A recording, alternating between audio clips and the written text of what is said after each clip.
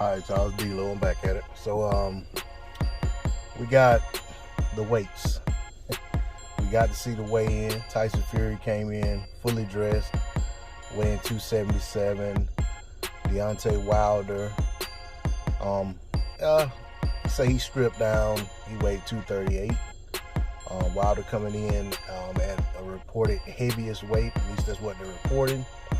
And he looks like he's ready. Doesn't look, you know what I'm saying, doesn't look bloated, doesn't look flabby, you know what I'm saying? It looks like he's a chiseled 238. A fit, ready 238. Tyson Fury, we won't know until tomorrow what he actually looks like. You know, in just his boxing, just his boxing gear, you know what I'm saying? But at the end of the day, it doesn't really matter. Tyson Fury has never, looked like, some chiseled boxer anyway, you know what I'm saying? It doesn't, and that doesn't mean that it's going to translate one way or the other into how he performs on fight night. But the shape and condition and what your body looks sometimes does indicate what you're putting yourself through in camp and through training. So, it remains to be seen. But I think ultimately both guys are coming in at a weight they're happy with. And they think that their weights are gonna, work in their favor for what they have planned for the fight. So I'm not gonna, harp too much on either guy's weight and say that one guy or the other guy is coming in too heavy or out of shape or whatever. I think at the end of the day, these guys are at a weight that they feel like they can operate at an optimum level, and that we're going to see who has the goods to get the job done on tomorrow night. Very excited about this fight. Been excited all week.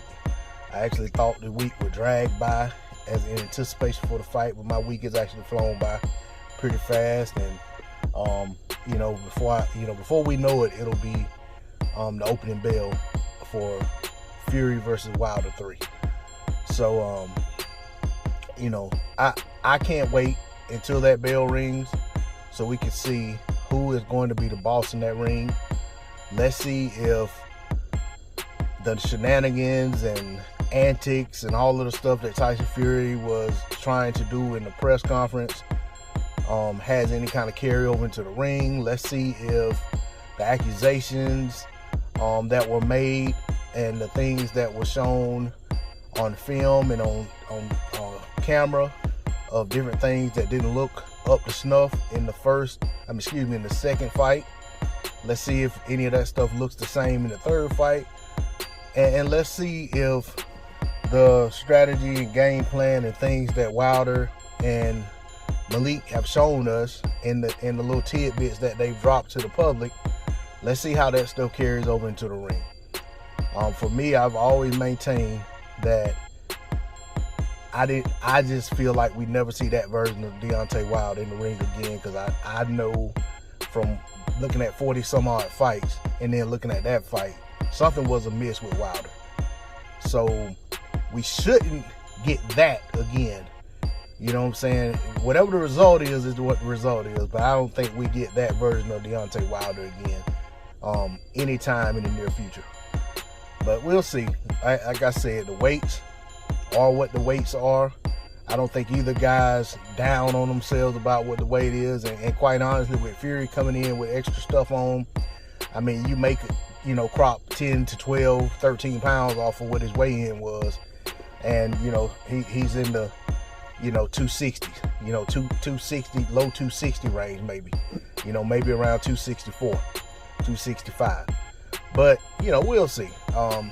We'll see how it all translates into the ring. Like I said, I'm not going to delve too deep into these weights and, the weigh-in. And I'm not even going to talk a whole lot about all the antics and all the on-stage stuff and all that. Because at the end of the day, we're, we're less than, we're a little more than probably 24 hours away at this point from this matter being resolved in the ring. And let's hope that at the end of it all, it can all be left in the ring. That's all I got on it. D-Lo 404 Boxing. Like, share, comment, subscribe. I'm out. Peace.